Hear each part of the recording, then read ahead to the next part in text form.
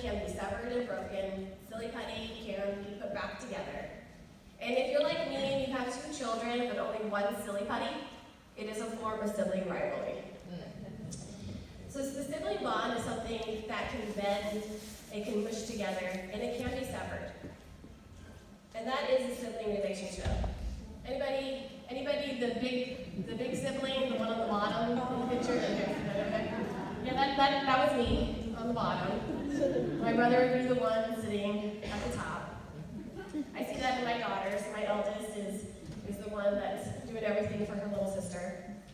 The sibling bond, though, is an amazing journey. It's something that has love, it has competition, it has unity, and it has strife. There's a researcher that I've really gotten to know pretty well, and he says it best.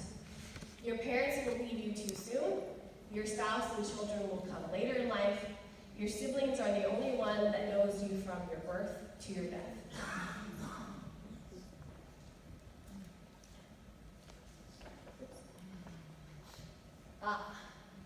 Anybody relate to this? I love this. You and I are sisters. Always remember that if you fall, I will pick you up as soon as I finish laughing.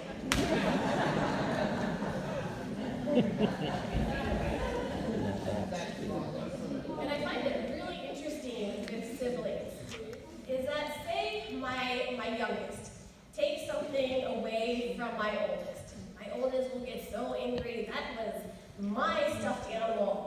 But yet, if she had a friend over and the friend took it, she can forgive the friend. So it's also an interesting relationship that we forgive friends for things that our siblings will do and we will get very upset with them about. So there's an African proverb that says it takes a village to raise a child.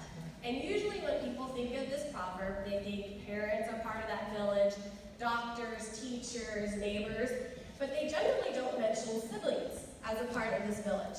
And yet, if you're the oldest in the room, you remember the time that mommy said, get the diaper bag, get the bottle, babysit tonight. So we are definitely a part of this village, and here as well. And it's interesting because we value this sibling relationship in our youth, but then as a society, we deem it as less than important as we age. So my brother is rolling his eyes right now, because this was me. It's so hard to be a big sister. I'm like a younger version of my mom. And in fact, my brother, and I'll never forget, I was 4 years older than him. And when he came home, my parents had put me in this rocking chair, and I had pillows stuffed around me. And they put this little baby boy in my arms, and I knew he was mine. Yeah, my mom had him, but he was mine. And I became this little mommy to him. And over the years, that was actually part of some problems. And I'm going to talk about that later, and when he introduced mental illness and trying to be his second mommy versus his sister. But if you're an older sibling, you tend to go into this protector kind of role. So siblings have become, now research has really shown that siblings have the greatest influence on who you are and who you become. Because of the sibling relationships, you deal with close relationships, you deal with giving support, arguing, resolving conflict. And in fact, siblings tend to fight 3.5 times per hour. So throughout my talk, I am going to be talking about different issues around siblings and mental illness, but let me point out that there's a big difference between healthy sibling rivalry and sibling abuse. So research has also shown that siblings tend to spend more time with each other than with anybody else. So if we're spending more time in our growing up years with our brothers or sisters than anybody else, then why is it that this is something that is so forgotten after we age? In fact, research from Harvard has shown that maybe that relationship is okay, that it severs or kind of goes away during your 20s and 30s. You're going to college, you're meeting your spouse, you're having your own families. When you hit 65, bringing that sibling bond back together has actually shown a decrease in depression. So it's an important relationship. So who needs a superhero when you have a brother? I'm partial to brothers because I have one. So there's this other researcher that says, a good sibling relationship is excellent medicine for dealing with the terrible things in life. So what he was referring to is if your parents get divorced, having a sibling walk that path with you. Having a parent pass away, you have a sibling to walk that path with you. But what happens when your sibling has a mental illness and that becomes the terrible thing in life? You don't have anybody to walk that path with you anymore. Some people might have other siblings to help them with. But generally, as siblings, we don't go to our parents to talk about our needs because we don't want to be an additional burden. And quite frankly, if I had a different sibling, I would be a different person today. All right, who relates to this? I'm the oldest, I make the rules. I'm the middle, I'm the reason for the rules. I'm the youngest, the rules don't apply to me.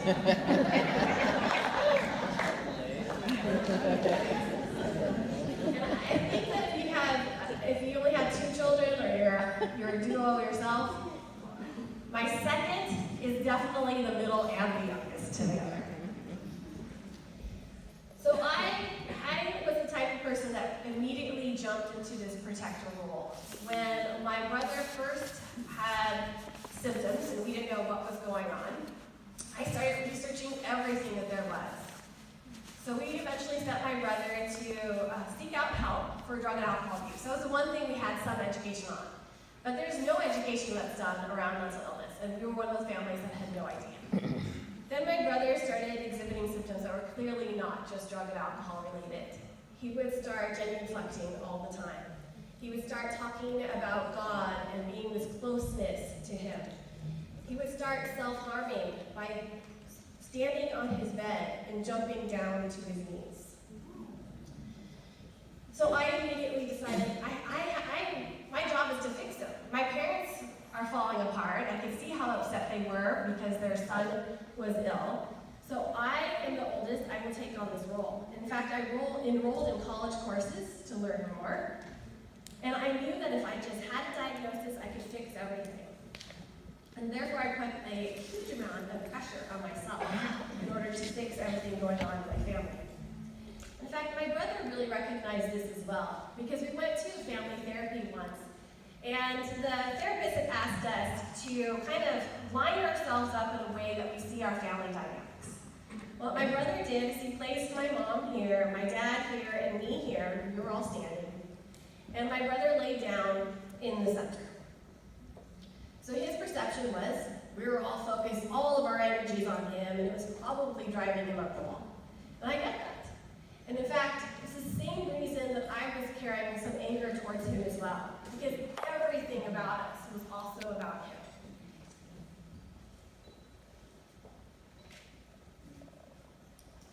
So I'm going to go through the 6 main themes over my 2 decades as a mental health advocate that I have found siblings to really be dealing with when they have a brother or sister with a serious mental illness. And again, I think this applies to all family members, though. The first is grief. So as parents, at Nami, I often heard that you're grieving the loss of the dreams that you had from your child. As siblings, we actually are grieving those same losses. I had dreams that Jeff and I would be living in the same county, we would have children together, they'd be great cousins and playing together. And now I was faced with this idea that I was going to have to be his full-time caretaker in the future. I was grieving even more so when he passed away. Because in losing my brother, I lost an uncle, I lost future nieces and nephews, I lost my past, my present, and my future. There was one author that said it best: if you lose a spouse, you're given a special title. It's called a widow or a widower. If you lose a child, it's considered the worst loss to ever experience. But if you lose a brother or a sister, you just become a sister who has lost a brother. And in fact, when people would ask me after my brother's death, they would ask, how are your parents doing? And then I'd tell them, they're okay, things are okay. And they would turn and walk away, and then they forgotten, and ask me how I'm doing. So I was always asked as secondary.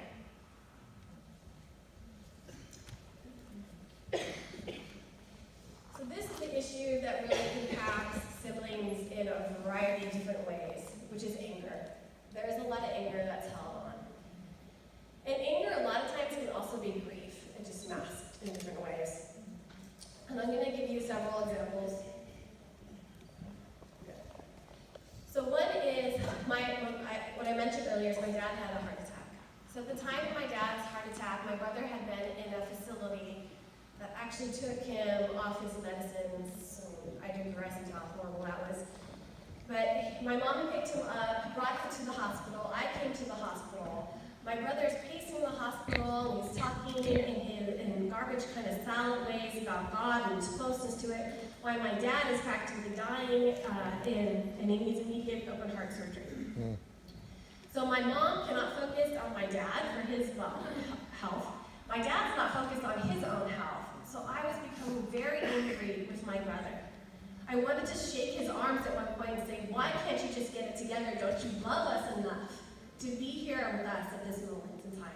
Now granted, logically I knew that it wasn't his fault, but that's how I felt at this moment. And I have had numerous sisters come up to me that I talk about these issues around mental illness.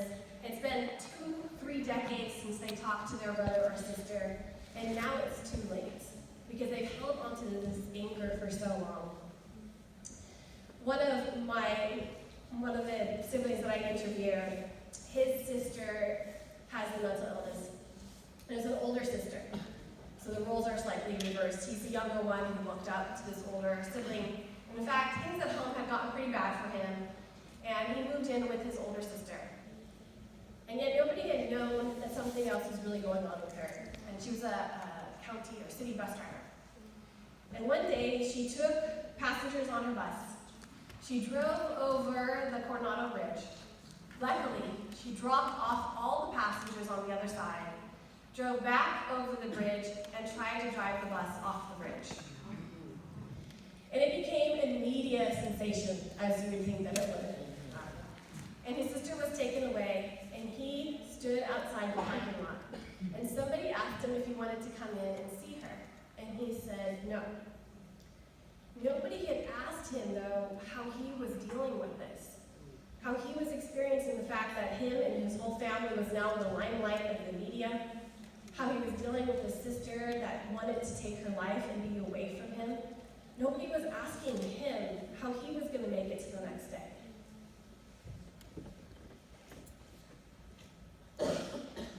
So oftentimes, us as siblings, we're not as close in the caretaking role. So there's a lot that we don't know, and yet we also are not told. So a lot of times we hear information or seek information from the media or online, and there'll be a psychiatrist or psychologist that says, if this person had just taken their meds, that horrible thing in life wouldn't have happened. And that's sometimes the information that I find that siblings are fed, so they become angry that their brother or sister is just not simply taking their meds. And there was this psychiatrist at Patton State Hospital once, and he said to a group of providers in the room, I want you to take 100 milligrams of Benadryl before you go to bed tonight. And the reason he said that is because often these meds cause individuals to sleep like cats, around 16 hours a day. So if you don't take your meds, you're considered non-compliant. But if you do take your meds, you're considered lazy. So either way, you can't win. But this is all information that as siblings are not taught either. So we can hold on to some of this anger. If you had just done this, this is the outcome that would have happened.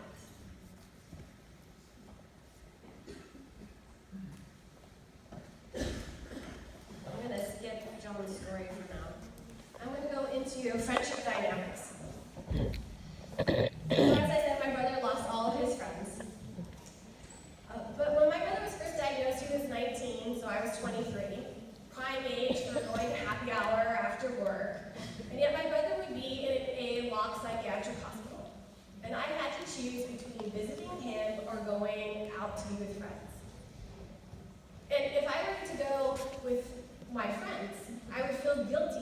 not being with my brother. But if I were to go with my brother, I would feel resentful that I couldn't be with my friends. Again, some of that issue comes into play because of the strict 1 hour visitation time. If they had opened that up, it would have been easier to do more. But then friends also don't know what to say. They don't know how to talk to you about what you're going through. In fact, I started having this major disconnection between me and my friends. They wanted to talk about things that seemed really not a big deal in my life anymore. When my brother was constantly being picked up by police and taken to a psychiatric locked unit. And then when my brother died, my friends again didn't know what to say, how to bring things up. So I became even more introverted inside, taking care of myself. And also, I didn't go to my parents. I still actually don't, because they're dealing with their own hurt, anger, and pain. But I just kept everything bottled inside. One of the siblings that I interviewed, he was the youngest sibling of 4. It was the second oldest that has the mental illness. And when he was 12 years old, his brother went away for 3 months. And when he came back, he was so excited that his brother was coming home. And yet his brother no longer seemed to care to see his little brother anymore. And it became devastating that this relationship was falling apart. Within a year, his older brother would take the life of their neighbor. Their neighbor was also his friend. So now he had this brother that he loved, who took the life of somebody else, and this other person was somebody that he was personally friends with as well. And to top everything off, all of his parents' friends no longer allowed him over anymore either. So because of what his brother did, he was forced to abandon all of his friends. So I'm a big proponent of the saying, communication is the key. If we don't communicate, then we assume. So we need to talk about what our needs are. And as siblings, if you're siblings in the room, I really want to push this issue as much as I can. In fact, one day when my brother was talking so much about being God's choice, and I was wanting to just shut down, I couldn't handle it anymore, he actually saw that in my face, and we had a conversation about it. And he said, oh, okay, this is hard for you to handle. So I had assumed that he couldn't handle me bringing up this issue, that I didn't want to talk about God in this case, and that he wasn't strong enough to have the conversation. But he was, and he was the one that actually brought it up. So if your brother or sister who has the mental illness is doing behaviors that upsets you, try to broach the issue with them.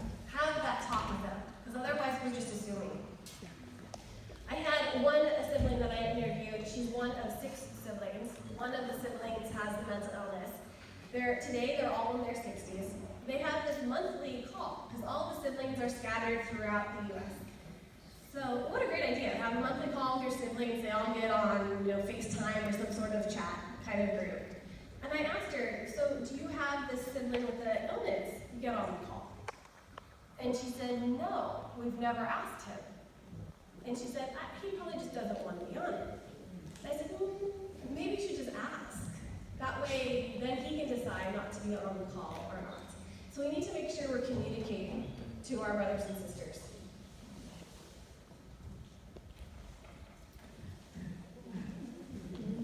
So this is everybody, right? If you're not one of these, then awesome. But this is definitely me. So it says, I am currently under construction. Part of that, though, also is self-care. We all know we don't do it in some ways. I'm a huge believer in that whole, you have to put your mask on before you take care of somebody else. As parents in the audience, you need to make sure you're doing that. As siblings, you as well. I'm a big believer in taking your B vitamins, practicing breathing techniques. But if you take care of yourself, the anger will also help as well. You'll notice that some of that can subside. So siblings also have this issue called survivor's guilt. This is probably the one that's not talked about the most. So Jeff and I grew up in the same house. We had the same parents. Why is it that he had the illness? Why is it that he's gone and I'm here?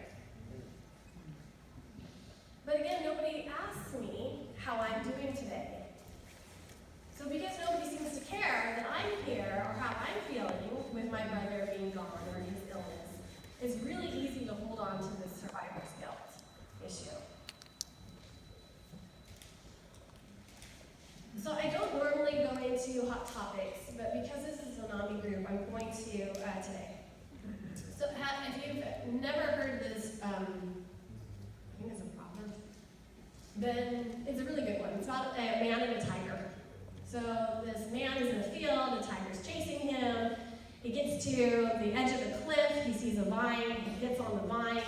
There's two mice that get onto the vine and they start chewing away at the vine.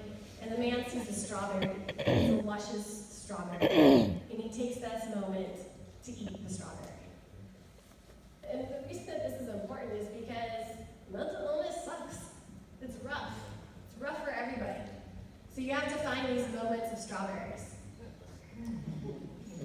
So in this quick kind of overview segment, I'm going to talk about is some of the topics that are more hot topic items and maybe somewhat more sibling related. First is spousal issues. So I have had numerous siblings that have talked to me about struggling with their husbands or their wives, their partners, over the issues with their brother or sister. So my advice to them is that they need to talk these things out, obviously. But one of the things that my husband and I did was when I started putting all of my energy into my brother, was that if he saw that I wasn't able to take care of myself, so I wasn't eating or wasn't sleeping, then I had to pull back from taking care of my brother. Some siblings, I have one sibling that I interviewed who's a twin. And her sibling got to the point where he was defecating on the walls, he found a gun and shot through the wall in his apartment.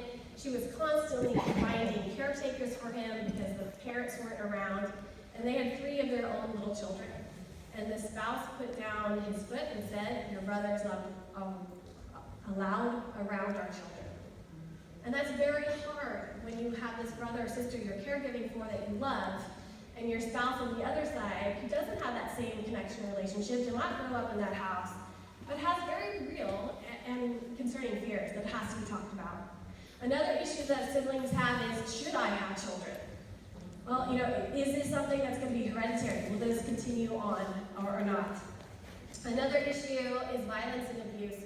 I only really want to mention it because I don't have as much knowledge in this field, but I have had siblings come up to me that their relationship with mental illness has been marred by violence and abuse, and I think that it's very important to acknowledge the siblings who have gone through that, and that it might be something that's not forgivable, and maybe that silly putty does need to stay in half, but there could be salvageable moments as well. Another issue is visitation, hospital visitation, or jail and prison visitation issues as well. So one of the siblings I interviewed, he himself has an illness. He ended up in prison in San Diego County, and his brother would come visit. And let me tell you, when I had to visit my brother in jail, it was a horrible experience, actually quite worse than going to visit him in the hospital. He was pale, he clearly hadn't been eating, he was in a corner of the cell when we came and got him. So if you're a sibling, I would like to ask that you do try to go visit, but do figure out your own kind of wrap plan around that visitation so that you can take care of yourself when you come home as well. And lastly, around the issues is embarrassment. So my brother, when we were at home together, I was totally fine with some of his kind of oddish behaviors, like he would laugh out loud. I'd think, well, at least he's happy. But when we were to go to the movies, and it was not an appropriate time to laugh, and he would laugh, then I would feel somewhat embarrassed. And then I'd feel guilty for being embarrassed. Like, why should I be embarrassed? When he was just laughing, really. It wasn't that big of a deal. But it's something that we are dealing with as siblings, is this issue of embarrassment at times. So if you are a sibling in the audience, first of all, I'm a huge believer in practice laws. So if you are a sibling in the audience, I want to say, tell your parents if you're feeling ignored. Don't be afraid of the genetic link if you want to have children. My 2 children are a blessing, and yes, I have been ridiculous in thinking things. I remember when our oldest was saying that she saw spiders and there wasn't any spiders. My brain was going automatically to this place of, oh my gosh, she's having psychosis. Yeah, I know just enough to to be worrisome in a way. Obviously, everything is fine. But you have to talk through some of these issues. Make sure to talk to your spouse. If you're the parents in the audience, don't forget our birthdays. That might be a simple one, but let me tell you, it's happened quite often that parents have forgotten our birthdays, so maybe write that in a calendar. If there's maybe a graduation, something important that you know is important to us, to have that in there. My wedding is one of a huge controversy for me internally. So my brother at the time, he was in aborted care, so he was not in the hospital. The psychiatrist said to me, Shannon, I don't think you should come to your wedding. And I thought, oh God, thank God. I really wanted a day that my parents would focus on me. And if you're not a sibling, you might not understand the words exactly that I was saying, and it might seem kind of mean in some ways. But when your whole life has now revolved, remember Jeff, my older brother, put himself in the middle. Everything has been revolving around him. And I'm a girl. I wanted my wedding day to be special, and I wanted my parents to focus on me. So I went back and forth thinking, gosh, no, I should have Jeff there. But the psychiatrist said he shouldn't be there. So I let myself be led by what she told me and didn't have him there. And it was a beautiful wedding, and my parents were completely there for me. My mother showed up early. She helped me do my hair, my makeup. We got dressed together, pictures together. Everything was perfect.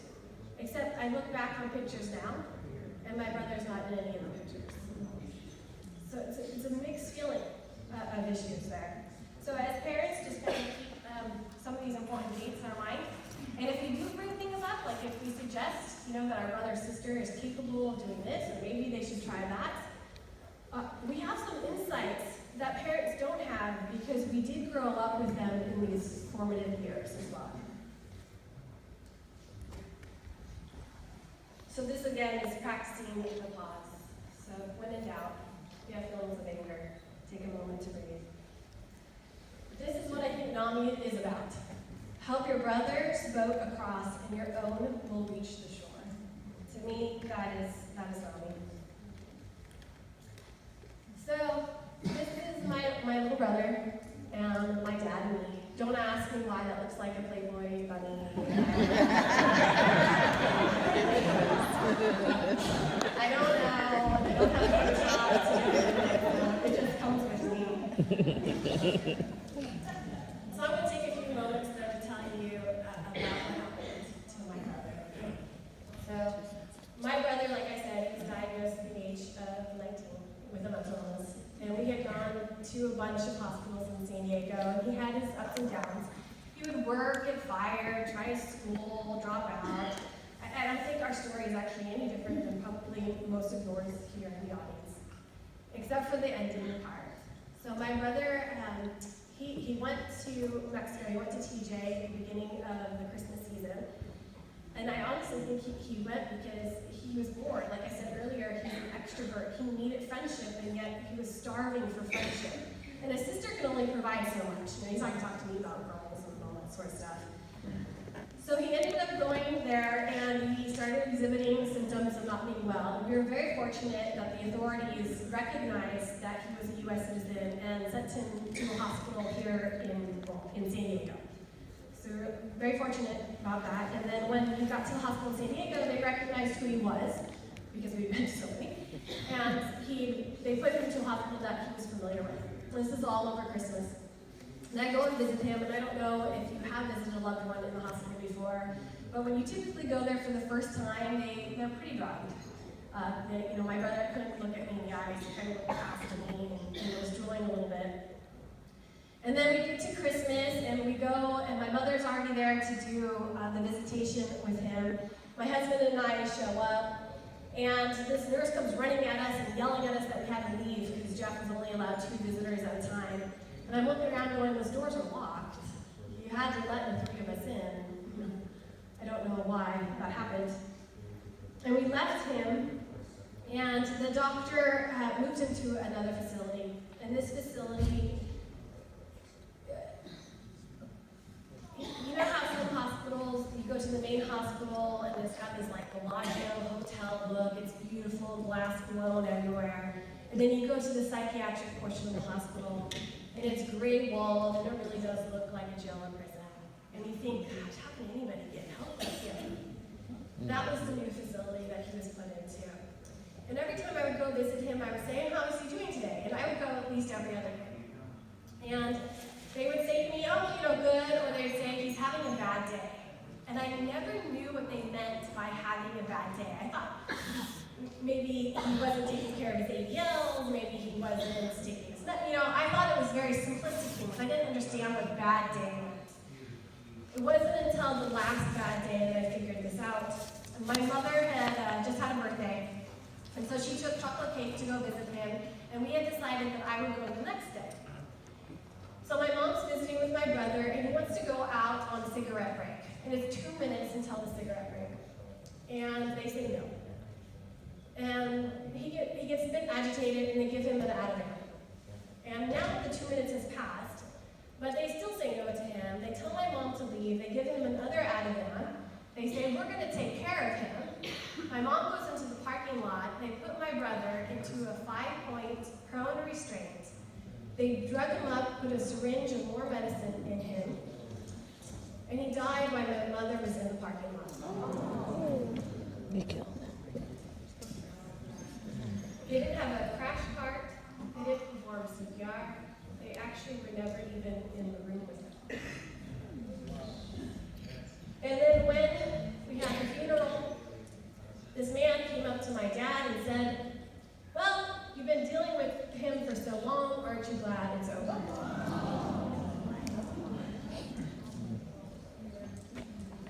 I'll never forget the moments that I've witnessed over my parents' grief. When I watched my dad, who all of us think our dads are just, rock solid, but I watched him crumble. And I had to hold on to everything together. I had to be the strong one in the family. My brother was gone, I was now an only child, and my parents were suffering themselves. And yet again, nobody was asking me how I was doing. In fact, it's really interesting. I've been looking up some other siblings who have gone through this type of loss and grief. And there's this one sibling that's on Twitter, and she lost a sister to suicide. And she blasts out that her mom just told her that the Tupperware container that she was borrowing she could keep. And only a sibling would understand why that would put you into a panic mode. Because all of a sudden she started thinking, why would my mom let me keep this Tupperware that's really hers? Is she going to take her own life? And it's amazing how fearful I have become over my parents and worried about if they're going to make it till tomorrow. So as siblings, as we grieve, and I'm sure that parents who have that loss as well probably go through the same worries about their other children. But we're going through that as well. So I just want to wrap up here. Oops, sorry. And I love this saying. It's very simple. It's broken crayons still color. It's perfect because no matter what, you can still use the crayon. It can be broken in a million different pieces, and it will still draw. Relationships can still be mended. Oh, this wasn't the new slide. That's okay. And then, and lastly, I want to say that my brother's passed away 10 years ago now, and when he first passed away, I started writing a book about sibling loss and sibling grief and sibling mental illness. And I left Nami, San Diego, about a year ago because I couldn't finish it. And like I said, 80% of families have more than one child. 1 in 4 families are caregiving for somebody with a mental illness, which means there are millions of us siblings that are out there. And yet we're typically not at Nami events. When I went and spoke in a conference out in Australia, it was the same case. It was family members, peers, and providers. And family members meaning parents, not really siblings. But there's so many of us, and I think that if we really engage the sibling voice, we can affect policy, we can help with stigma issues, we can be a part of financial support when it comes to donations because of our own work issues. So I just finished writing a book. It's broken into 3 parts. The first part is the memoir about me and my brother. The middle part is other sibling stories, because I think it's really important that siblings from different walks of life were in the book. So being the oldest, the youngest, the twin, a suicide loss, missing, violence and abuse as well. And the last part is more of a, I wouldn't say loosely a self-help, it's more of a companion book. And it is going to be available April 9th. But if you would like me to do a pre-order, my husband's actually going to take pre-orders today just so that you're aware of it as well. So the title of the book is The Forgotten Survivors. And I chose that because of what I've spoken about with forgotten, which is a theme that siblings have experienced, but we're also very much survivors.